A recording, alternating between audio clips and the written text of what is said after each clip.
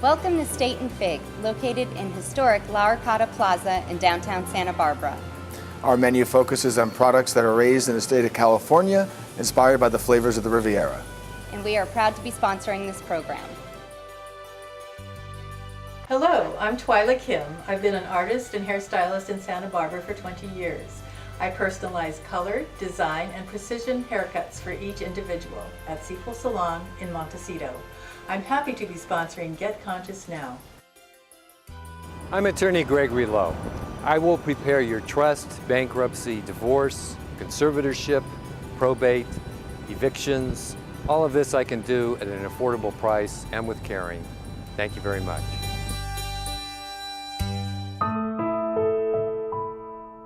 When I was growing up as a kid, I used to go around with him and watch him. My mother and I both worked at Lowry Field. To keep on doing this together.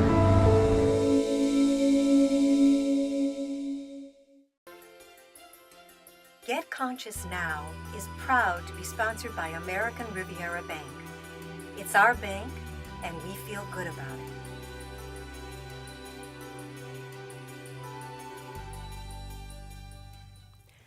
Hello, I'm Patricia DiOrio, and this is Get Conscious Now, the out-of-the-box, informational, and inspirational talk show about what it means to live consciously today. Today's episode is about conscious business and specifically conscious energy policies. It's a great show, what we have planned for you today, so stay tuned. And now it's time to meet my co-host, Stu Zimmerman. Hi, Stu. Hello, Patricia. So good to see you. Good to see you too. Pleasure as always. Hi, everybody. Welcome back. And we've got a great show today. I'm going to start with an amazing video. Watch this.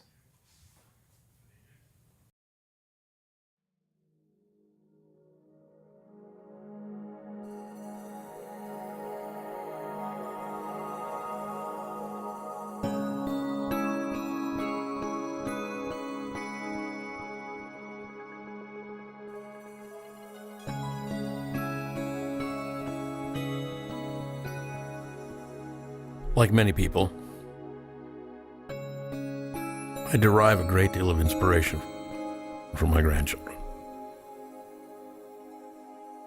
When I look at my grandchildren, I feel tremendous joy that they're setting out on life's journey. And they have the opportunity to do everything right, especially those things I did wrong.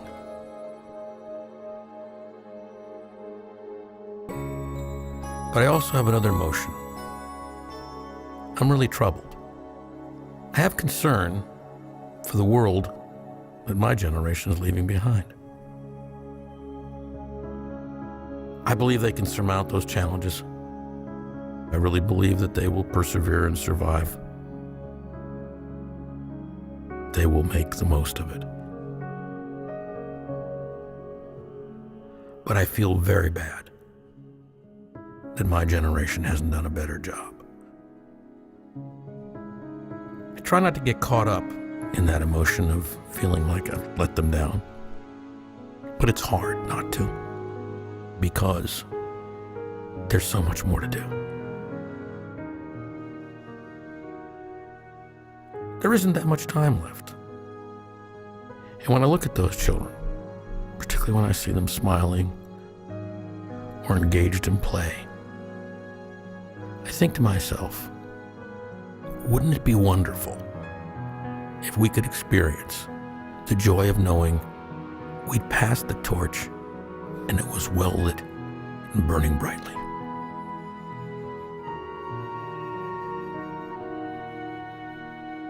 We haven't done it yet, but I don't think it's too late. I do believe we must reverse climate change, or the world those children will grow up in, the strife, the pain, what they'll go through, is absolutely unthinkable. If we don't do it, what does that say about us? But if we do it, if if we really help lubricate the transition into a world more stunning and sparkling than the one we've got today, wouldn't we feel that ours was a life well lived? If not us, who? And if not now, when?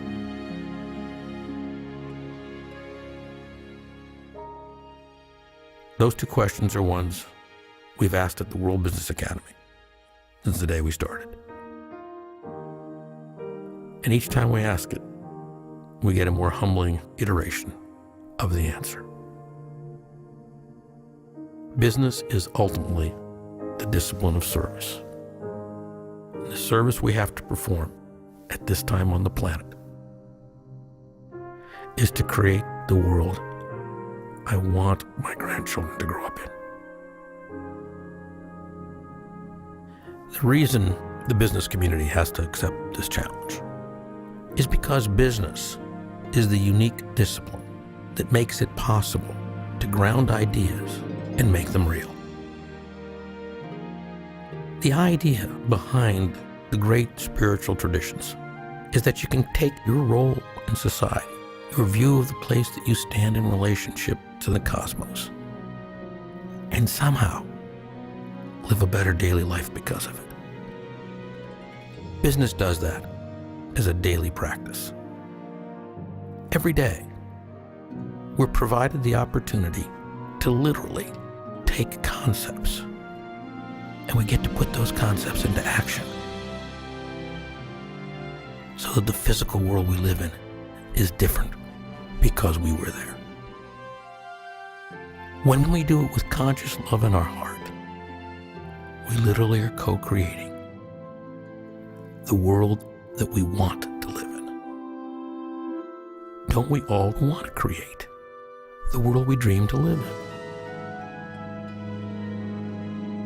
And the great news is, business is capable of making our dreams real. So to all the dreamers who never thought that business was the place they could make a difference, join me. Why don't we become the new face of business on the planet together?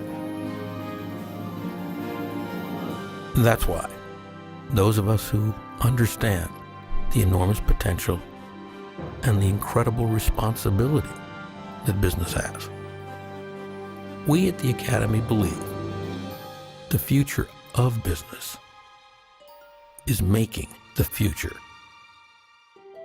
its business.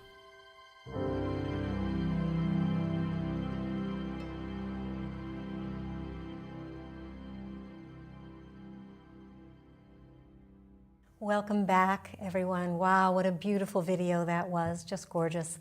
I had the pleasure of seeing that at the Arlington when it was debuted for the World Business Academy, and it was wonderful to see it again. I hope you enjoyed it. The co-creators of that beautiful piece are Louis Schwartzberg, who is a renowned cinematographer, award-winning cinematographer, and also Gary Malkin, who is an award-winning composer and producer. So they did really a remarkable job with that video. We're really happy to have been able to air it. So now we're going to meet the man behind the voice. He is Rinaldo Brutico, who is the founding president of the World Business Academy. And he is a man that's recognized as a practical visionary, change agent, and futurist. He is the author of several cutting-edge articles and books about the role and responsibility of business in today's world regarding the environment and the social concerns of today. Tell us about the World Business Academy and how it came about. What inspired you to found it? Sure. The Academy started in 1986 with a series of conversations. At that time, a very prestigious organization called the Stanford Research Institute was looking to recreate itself, in particular in the social sciences and the business community. And they hosted a series of conversations. And the result of those conversations, 18 months later, was in 1987, we incorporated the World Business Academy. So it really grew out of a series of day-long monthly conversations. And we looked at what were the most important challenges we thought civilization faced.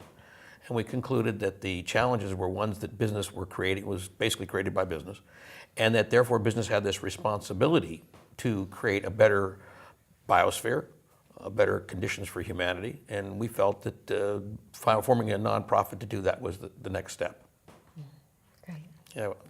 And so, Ronaldo, the World Business Academy, by the way, it's great to see you again. Yeah, so thanks for joining it's been us. a long time. Truly. Yeah, it's great. The World Business Academy has as its tagline, taking responsibility for the whole. Right. I know you just kind of mentioned it briefly about biosphere and everything, but can you drill down for us exactly what you mean by taking responsibility for the whole? Yeah, I think that every era, and my partner when I first started this was a man named Willis Harmon that you both knew of, and an amazing human being. I mean, the first professor of artificial intelligence in the world, but he taught it at Stanford, which is, I think, quite a compliment all by itself. And for 16 years was the chief futurist in residence at Stanford Research Institute. So Willis asked me one day, he said, so what do you think has got to happen? I said, well, business has to change. It's just too powerful. It's the most powerful institution in society. And Willis observed that in every period of human history, certain institutions dominate, for better or worse. Nobody necessarily elects it, it just happens. So he used to talk about the Catholic Church during the days of the Holy Roman Empire and how it was trying to keep order in society, playing off one king against the other, but basically keeping all of society knitted together. And it was my belief that business played that role, whether it knew it or not, today, at this time on the planet.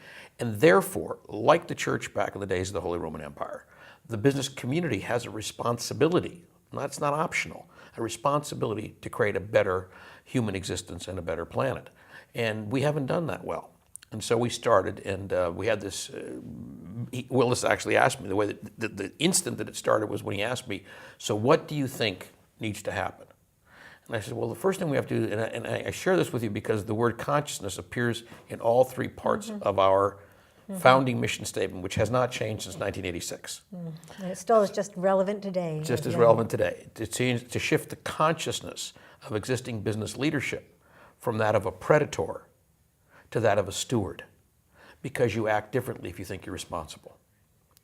Second part of the mission statement is to shift the consciousness of young people going into business, particularly our business schools, so that they see themselves as entering a noble profession rather than the jungle. Because you act differently in the temple than you do in the jungle. You don't give yourself the same permission. And the third thing is to shift the consciousness of the public at large so it will put its money where its deep values are, and business, of course, will instantly follow. Because once the consumer speaks, business follows.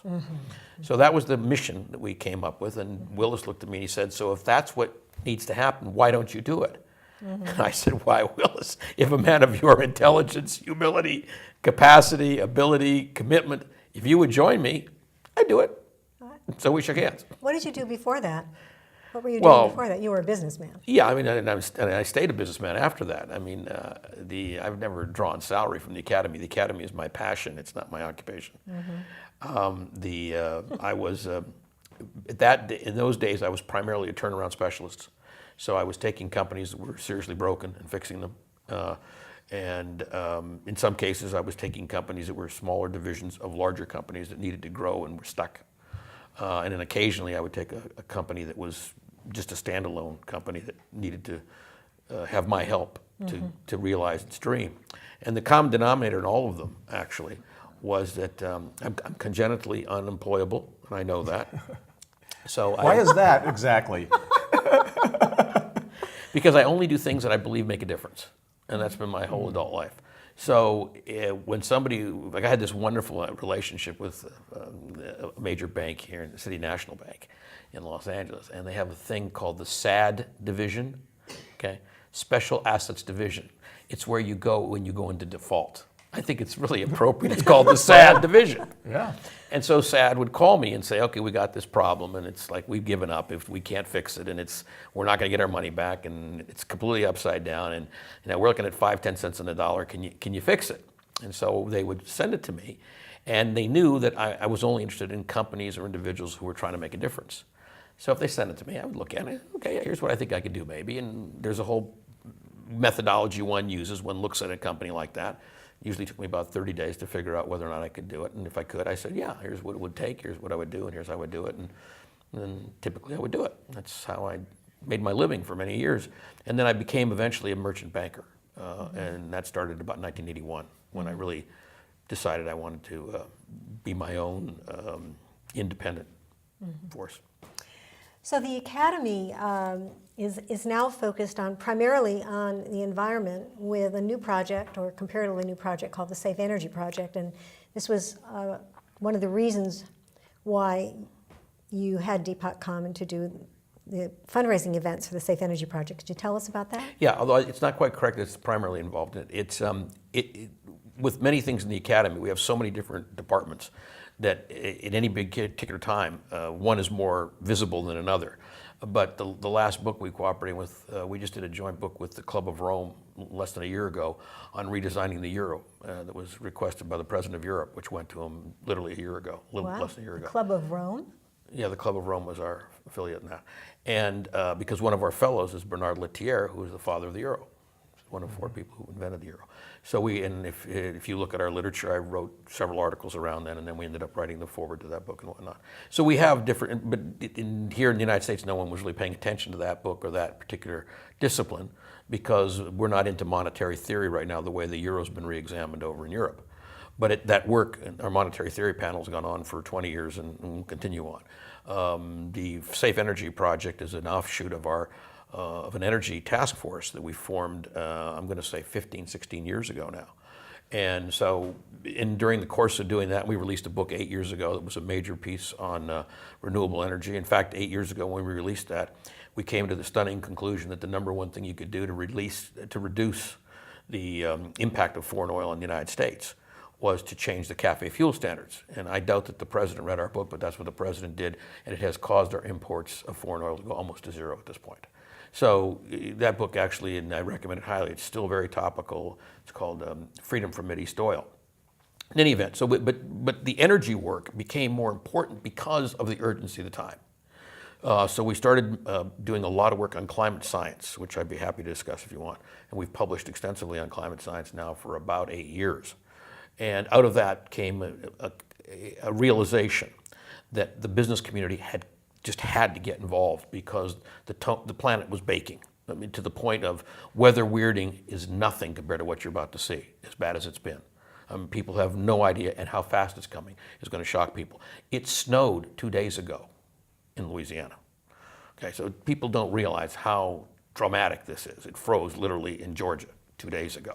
It snowed in Minneapolis yesterday or the day before, and we're talking late April or midday, late April. So people have no idea how this is going to affect them every single day. 99% of the state of California is in a severe drought condition, as you know. We could go on in terms of listing these. So what we concluded in the Academy was we needed to take one giant example. So we picked the state of California. We said what we want to do is, can we assemble the information to literally technologically and financially change the state of California? And we were inspired by Kennedy. So President Kennedy said, this was the original moonshot, I'm going to land a man on the moon, we're going to bring him back safely within 10 years. Nobody knew how to do that. Nobody had a clue how to do that. But Kennedy set that out, and there's a lot of reasons why that was his mission. He had an interesting purpose and vision that went with that mission, but basically he had no idea how to do it, he just knew that was what he had to do. We in the California Moonshot, ours is very simple. We say that we have to literally eliminate 100% of all carbon-based fuels and all nuclear fuels within 10 years. At no additional cost to the ratepayers, meaning the amount of money we're putting into the system today can pay for that whole thing to happen. And we said, if we do it in California, the world will follow. For 2 or 3 reasons. 38 million people, we're the trendsetter state, we're the economy people look to, and we have the technology and the financial capability to do it. So we said, okay, if no one else will take that on, we will.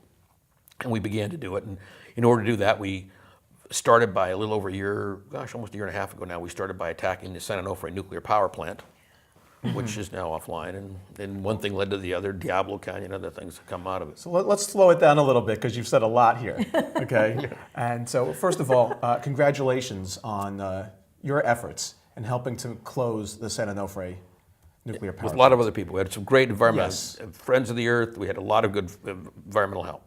So that's, when you talked about the Moonshot project, the California Moonshot, which is both nuclear and fossil fuel free. That's right. Right? So now you're focusing from San Onofre now to Diablo Canyon. Well, first we had to get the money back. Now this is where our environmental friends didn't hang in quite long enough with.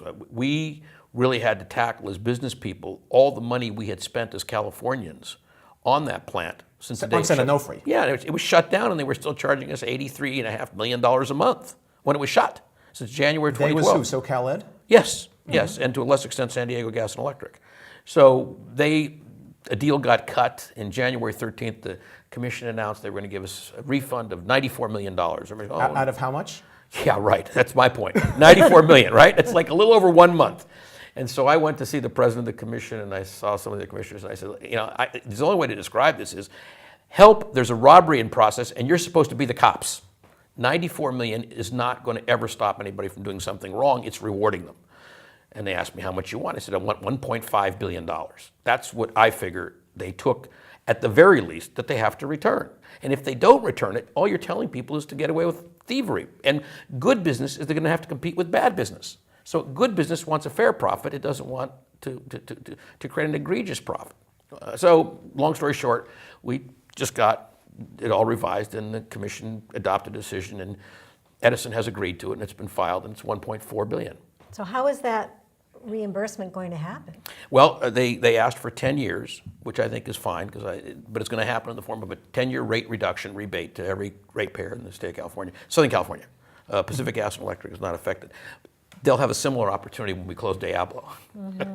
We'd like them to have the same opportunity. So are the issues in closing Diablo substantially the same? No. So what are the differences between closing San Onofre and Diablo? Look, what's in common, and why we were able to be helpful there, is because so much of the evidence on nuclear is highly, highly technical. And I don't know if you knew this, my first book on nuclear was in 1997, and it was a college textbook that was published by Simon & Schuster. So I've been involved with nuclear for quite some time.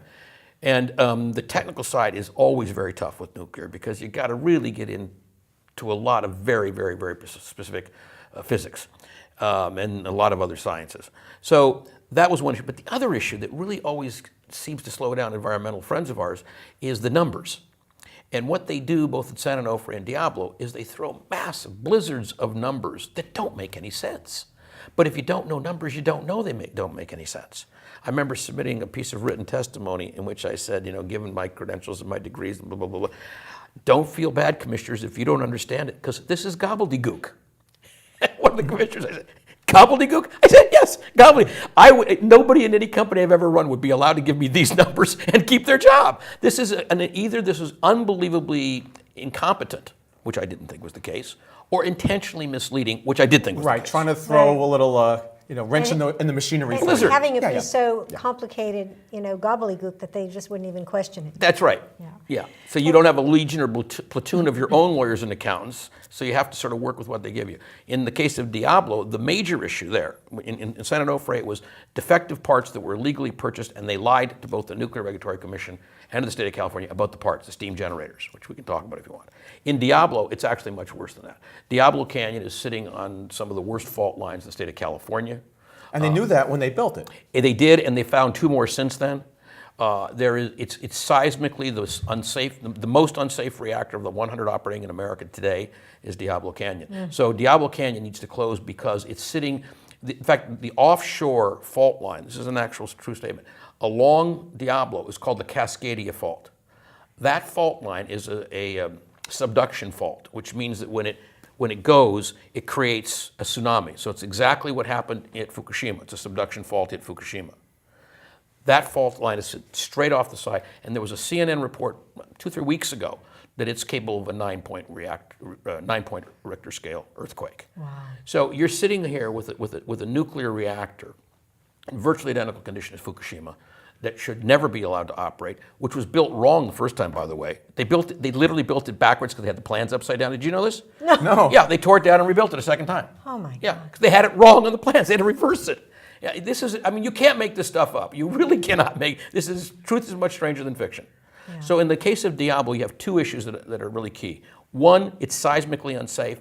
We know California's going to have another earthquake. We know that Cascadia fault line is going to go sooner or later. There's one chance in 6 that it will be within the next 10 years. That's a pretty high odds. Yeah.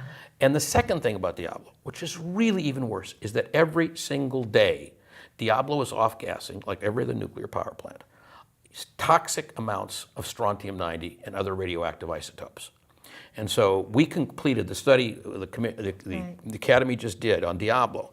First time in the history of the United States, we were able to take cancer rates by zip code, compared them to the wind plume from Diablo, predicted with the accuracy of 1-to-1 correlation where the highest cancer clusters would be.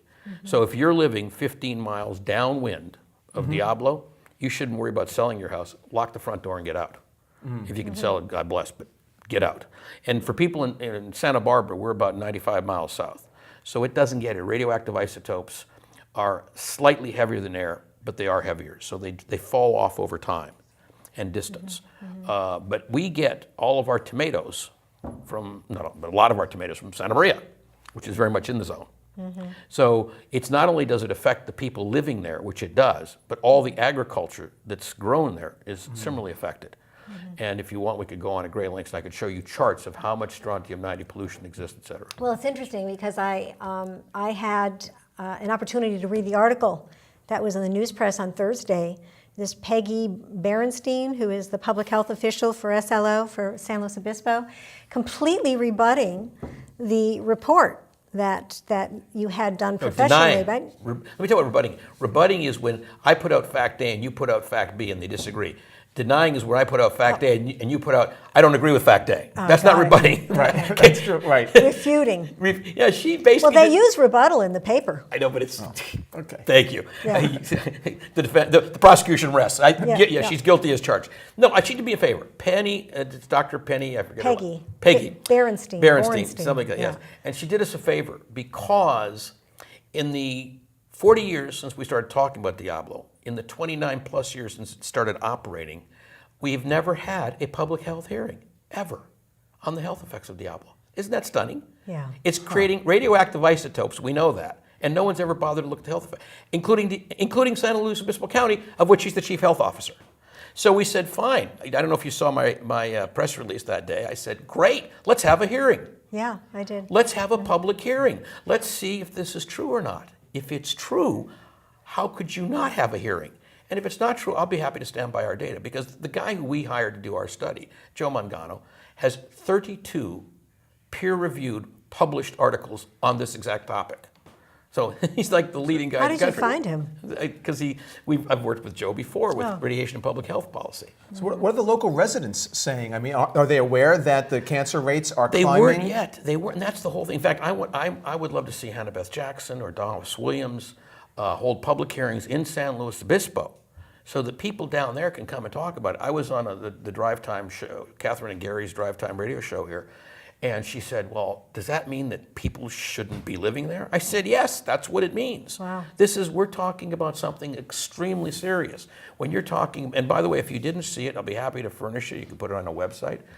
We have significant medical doctors who've reviewed the findings of this report. This report is solid as can be.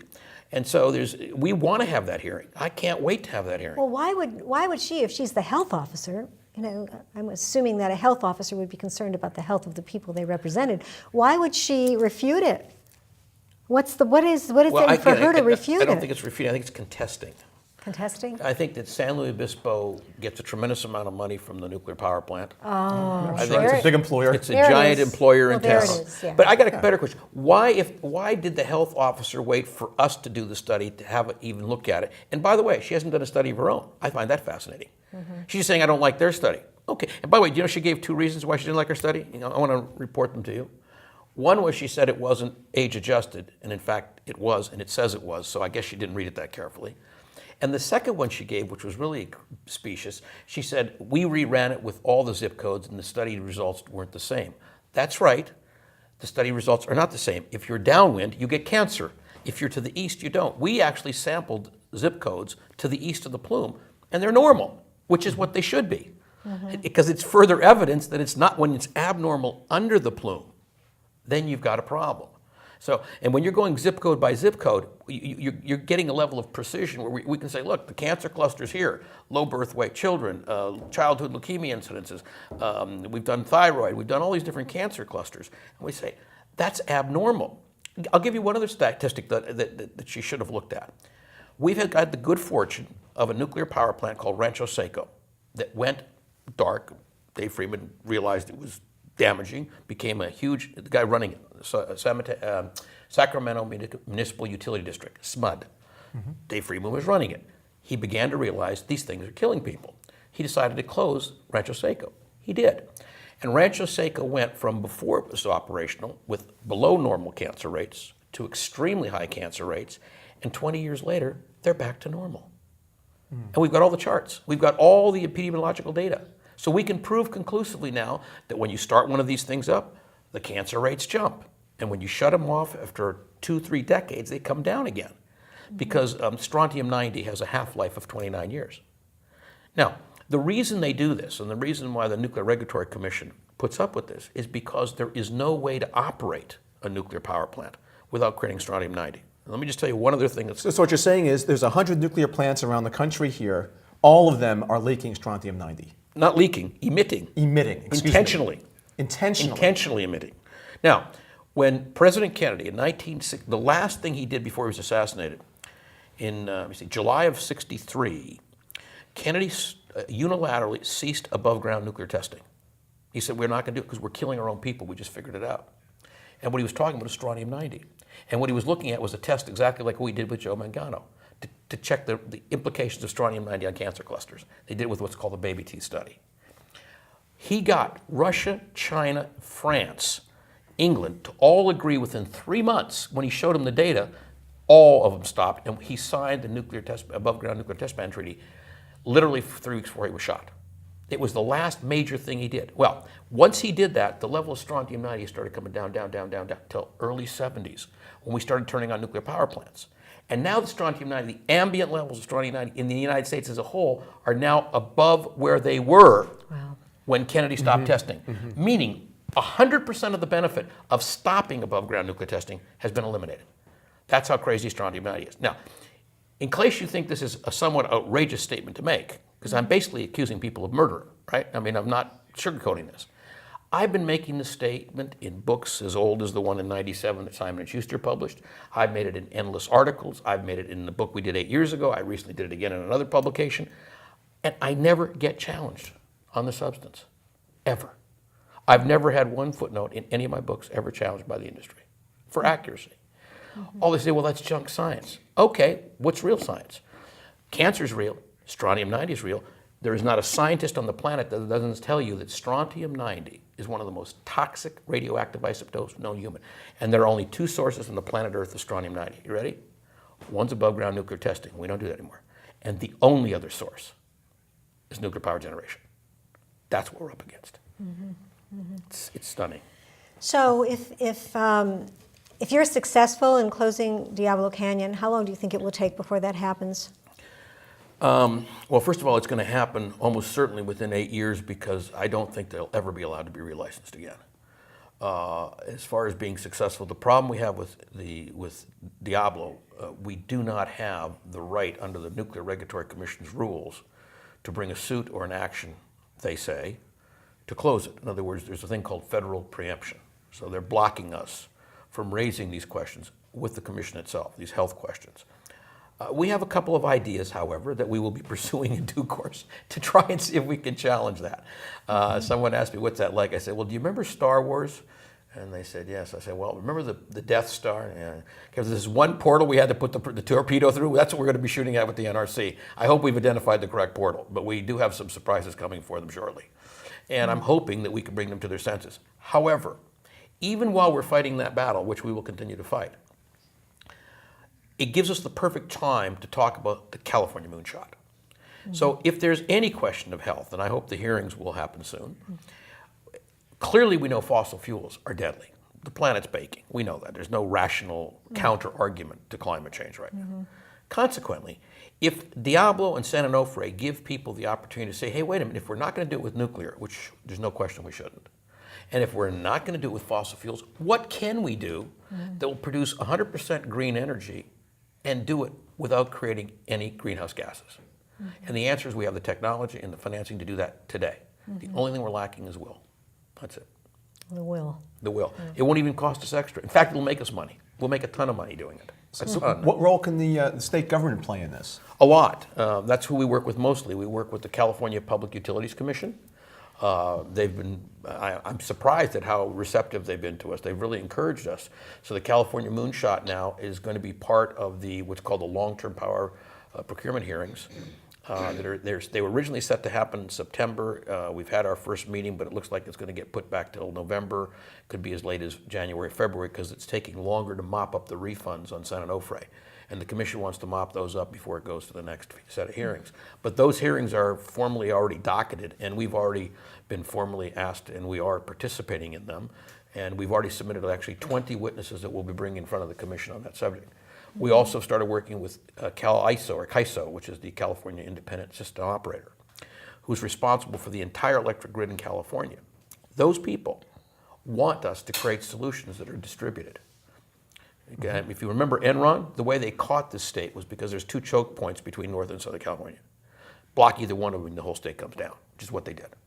Well, that's crazy. What we should be doing is making the energy where we use it. So if you go to the local power substation, why is that hooked to a nuclear power plant or to a coal plant or to a gas plant, 50, 60, 80, 100 miles away? It makes no sense. First of all, you lose 40% of the energy coming down the line. Did you know that? We could save 40% of all the energy we use just eliminating long distance transmission. 40% overnight. Now, to do that, you'd want to put a fuel cell, which is non-mechanical. It's purely chemical. Okay, so put a fuel cell next to every substation, and all of a sudden you can create the energy right there where it's used. No more line loss, and you don't have to take the whole system apart. Just do it one substation at a time, if you want to go slower. So there's ways to do this that are economically feasible, technically there, that most people don't know. The number one, I think, advanced research facility for fuel cells, for example, is at UC Irvine, right here in California. Dr. Scott Samuelson runs it.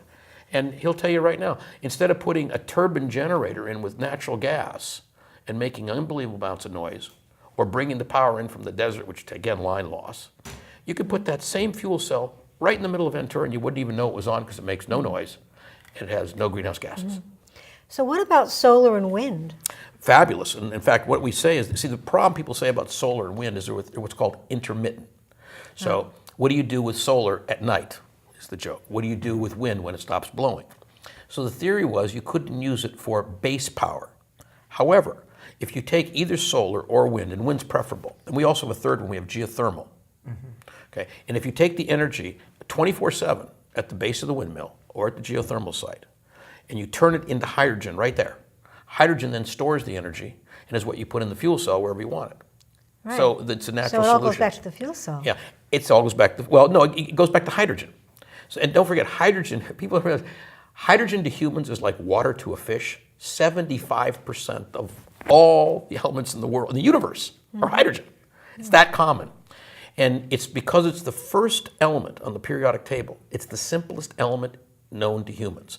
It's 1 proton, 1 electron, and 1 neutron, right? Simple. Well, because of that, a bond gets set up when it locks with a thing called oxygen, and we call it H2O, which means 2 parts hydrogen, 1 part oxygen. That bond is so weak electrically, that you can break that bond through what's called electrolysis very, very efficiently. And what happens when you break the bond is you get pure hydrogen here and pure oxygen over here. So that's called electrolysis. That's not only the method that we're recommending, it's what the entire German government has adopted, it's what the South Korean government has adopted. And we're actually the third people to the party. We're not even the leaders in this anymore. Ronaldo, I'd like you to discuss also, the implications of a global economy that shifts from a fossil fuel and nuclear, in terms of going from a scarcity model to where the more use, the higher the price, to something renewable, where hopefully the more ubiquitous it is, the costs come down. This is the hidden bonus in all this. People think that to become green, we're going to have to give up things. It turns out we're going to get bloomin' rich doing this. Right now, the global economy is about $16.4 trillion annually. The Academy believes that the conversion to the hydrogen economy, which could be done in a very short period of time, will yield an economy of 160 trillion. Wow. Think of what that does to raise all ships. How does that happen, you ask? Well, it's very simple. We looked at, historically, what happened when we went from wood to coal. And we have a name for that. It was called the Industrial Revolution. Remember that one? So we went from growing stuff like medieval peasants to having railroads and cotton gins. And the collective wealth exploded up. So all of a sudden we built the modern industrial society that you and I take for granted that didn't exist before 1750. When we went from coal, well, that was from wood to coal, then you go from coal to oil. Do you remember what happened after they discovered oil at Titusville, Pennsylvania? And all of a sudden, what looked like a very advanced economy with all kinds of great horses and buggies that could get you anywhere you wanted to go, and railroads that could go 55 miles an hour, and all of a sudden we have the modern go-to-the-moon rockets, jets. We've got this whole post-industrial world that we live in, post-World War II world, which is, if you ever looked at the tables, how much richer we are. We were from 1910, which is when oil really kicked in, to today, makes the jump to the Industrial Revolution look like child's play. We're vastly more wealthy today. And by the way, there's a little boom going on in America, a small one right now, because we're going from oil to natural gas. And I want to point out something. When you go from coal to oil to natural gas, you're going from dense carbon to less dense carbon to less dense carbon to zero carbon. Now, when you get to zero carbon, that's hydrogen, the whole lid comes off. And as you were saying, Stu, what happens now is we get bloody rich. It's incredible. Because what happens with the hydrogen is the more you use, the cheaper it gets. And that's the scarcity versus abundance model. So in a scarcity model, the more wood I use, or coal, or oil, or gas, the less I've got. So the price has to go up because it's scarce. In the model of hydrogen, the more I use, the cheaper it gets. If I make one fuel cell, it costs me one thing. If I make 10, it's a whole lot cheaper. So what we expect will happen, and this is what we did our calculation, what happened in Silicon Valley is what's called Moore's Law. Every 18 months, technology doubles. That's why the little cell phone that you use has more power than a spaceship ever launched before 1965. No question, okay? It does. Now, the trouble with that is that those are just electrons. There's almost no physical stuff happening. Well, the fuel cells and the hydrogen economy, you actually have you have gases. You do have stuff you're moving around. So it doesn't double every 18 months, but it dramatically changes. I'll give you an example. Today, 5 years we're paying about 5% of the cost for a photovoltaic cell, a solar cell, costs 5% what it cost 5 years ago.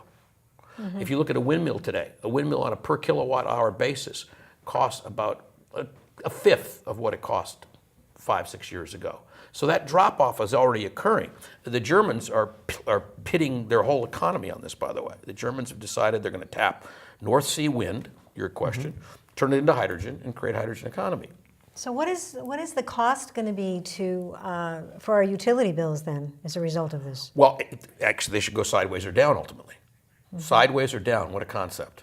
Who would guess that one? That's what. And by the way, there was a study done by Professor Mark Jacobson at Stanford, great study, saying that we're going to generate $1.6 trillion worth of contracts to businesses in California to do this conversion.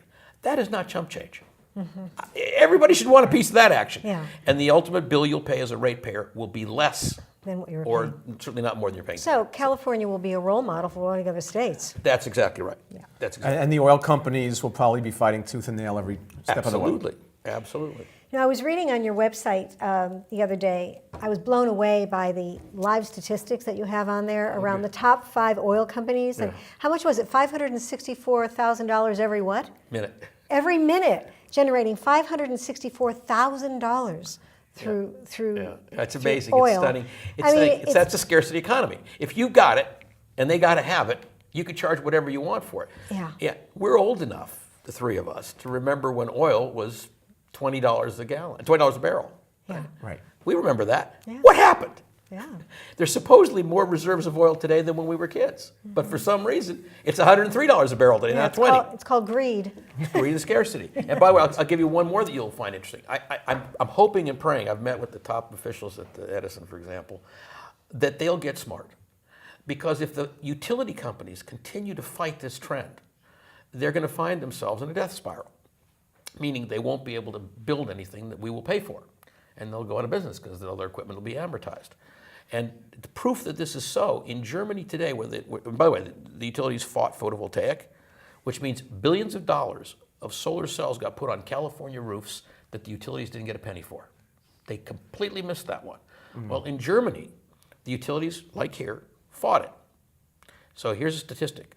In the last 2 years, the collective, all the utilities in Germany have only been furnishing 7% of the new power. 7 from a monopoly. Wow. That's how fast a monopoly breaks up in the face of new technology. And I got that statistic from Jeremy Rifkin, who's the one of the principal advisor to, of course, Angela Merkel. What about fracking?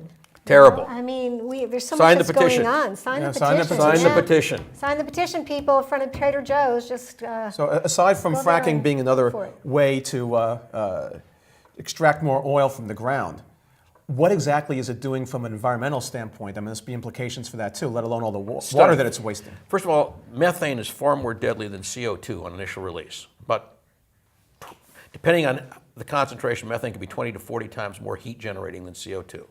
It dissipates quicker, but on initial release, it's much worse. Fracking releases enormous quantities of methane because the principal kind of fracking in California, and most places is true, is natural gas fracking, more than oil. And so what happens is when you frack natural gas, you're unlocking the entombed gas, which has a lot of methane with it. And when you blow it apart like that, you don't have a big vacuum cleaner to suck it up. And what you're trying to do is get the natural gas, and you don't really care about the methane. So methane releases in fracking are horrific and are now doing more damage to the environment than CO2 releases. On top of that, when you frack, which means you blow the substrata of rock apart, you literally smash it to smithereens, and you do it with 57 chemicals, of which 5 are known to be extraordinarily carcinogenic and toxic. You now have left in the water table chemicals that will kill people for years. Okay, and we know this is true because there's cancer clusters in places like the Permian Basin back east that have been doing it for a while. So you got this huge consequence, health consequence. But the third consequence, which is the one California really ought to focus on, it takes an incredible volume of water to frack. And once you've fracked with that water, you can't drink it anymore. So they pump it down in one and they resuck it back up as much as they can because they can't get it all because it's now shattered rock, what's going to hold it together. But they suck back up what they can, and they're required by law to dispose. Interesting question. I'm not sure they are, but let's assume they're legally disposing of it. That water, we desperately need to grow vegetables in the state and drink. So in California with drought, it's an even crazier situation. Sign the petition. Yeah, sign the petition for sure. The petition, by the way, so people know, is that to stop fracking in Santa Barbara County. That's the way So we're coming to the close of the interview, and I want to ask you a question that is taking us in a little bit of a different direction from the environment, but not really because it's all connected.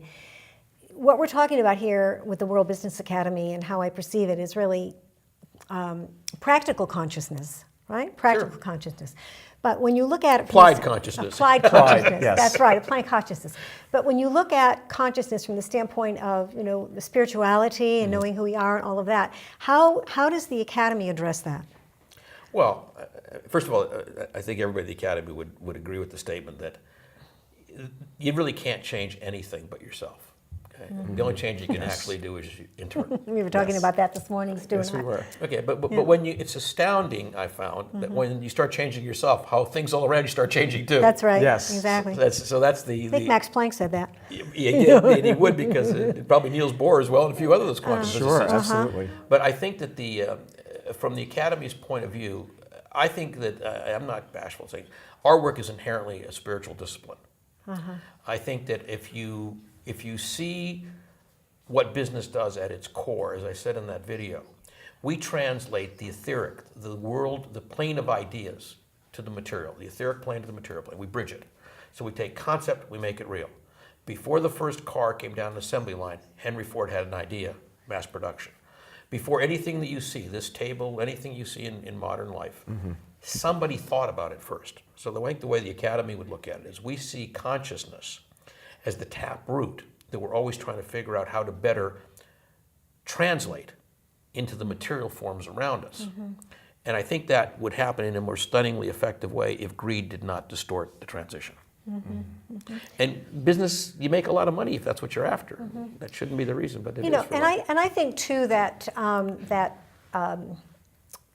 mindfulness and meditation and actually visualizing the changes that we want to see, with the changes in the energy here, and visualizing the moonshot being successful and having everybody do that and building a resonant field for that change has got to be very powerful, because that all happens from the inside out. Absolutely. And whether it's Jungian collective consciousness or you do it at a deeper metaphysical level, or in Maharishi's, we can all chant our way to a collective change.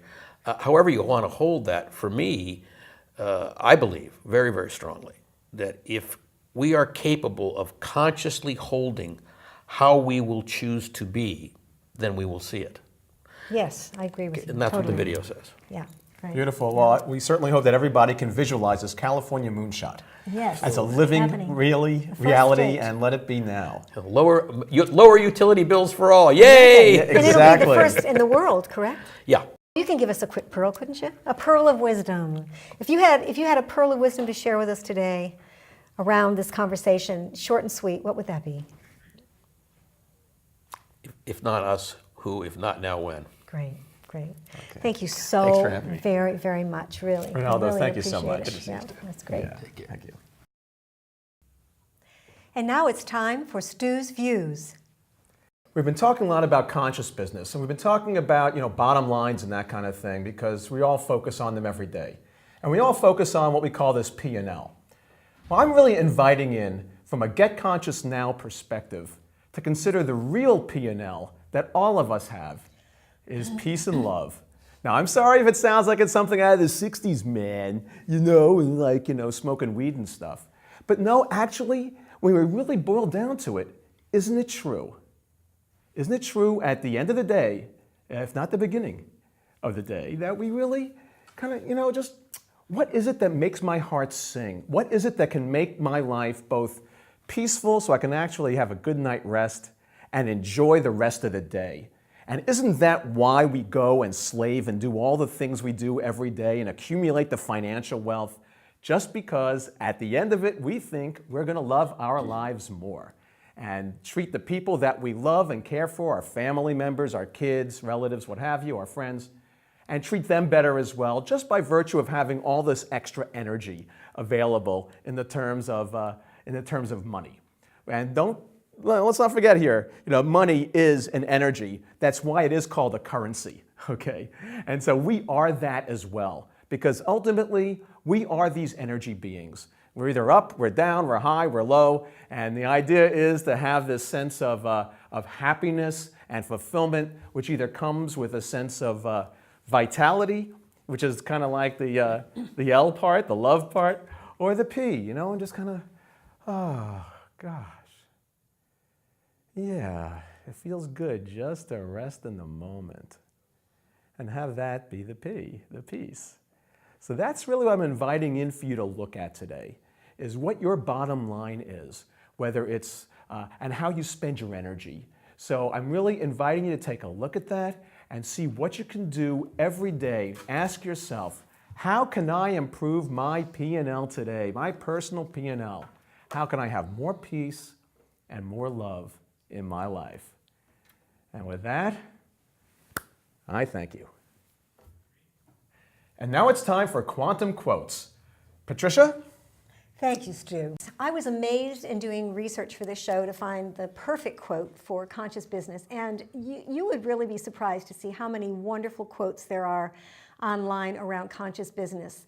From poets to politicians, they have a lot to say about what it means to be a conscious business person. And I've decided to take two simple yet very, very powerful quotes today. And the first one is from the esteemed anthropologist Margaret Mead, Dr. Margaret Mead. And this is probably a quote you've heard before, and I hope that you will take it to heart, and taking it to heart will cause you and inspire you to be in action.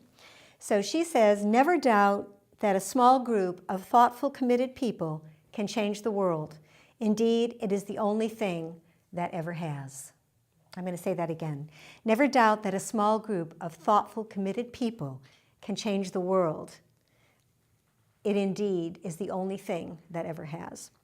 So this certainly speaks to our conversation today with Rinaldo Brutico about the World Business Academy and the amazing work that they're doing to bring consciousness to cause positive change in the world locally and globally.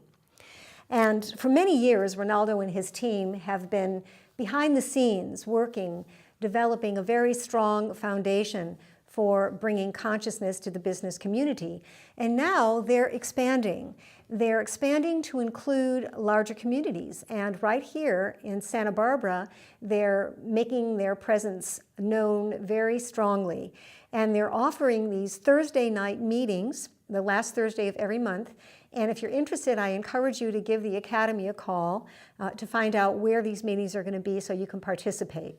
Because it's really time now for all of us to become conscious enough to be in action to make the kind of changes that need to be made in the world locally and globally. And I'd like to close today's show with another quote, and I just couldn't help myself, folks. I mean, it's really what I'm up to. And this quote is from Aldous Huxley from his seminal work, Brave New World. And he says, "I wanted to change the world, but I have found that the only thing one can be sure of is changing oneself." I wanted to change the world, but I have found that the only thing one can be sure of is changing oneself.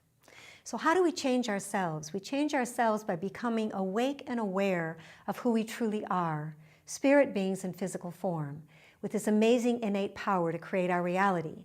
And when we do that, we change our lives personally, and when we come together, we create a resonant field to change collectively, so we can come together collectively and make positive change on the planet.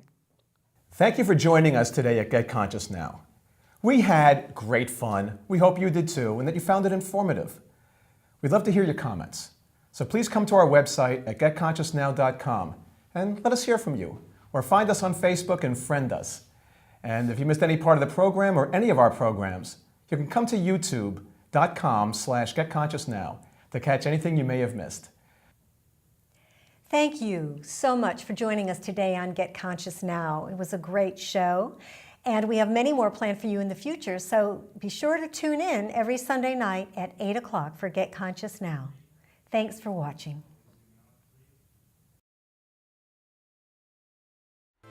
Welcome to State and Fig, located in historic La Arcada Plaza in downtown Santa Barbara. Our menu focuses on products that are raised in the state of California, inspired by the flavors of the Riviera. And we are proud to be sponsoring this program. Hello, I'm Twyla Kim. I've been an artist and hairstylist in Santa Barbara for 20 years. I personalize color, design, and precision haircuts for each individual at Sequel Salon in Montecito. I'm happy to be sponsoring Get Conscious Now. I'm attorney Gregory Lowe. I will prepare your trust, bankruptcy, divorce, conservatorship, probate, evictions. All of this I can do at an affordable price and with caring. Thank you very much.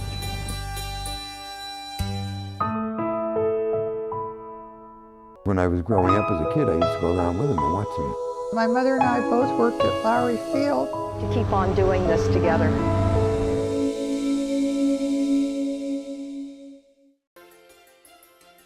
Get Conscious Now is proud to be sponsored by American Riviera Bank. It's our bank, and we feel good about it.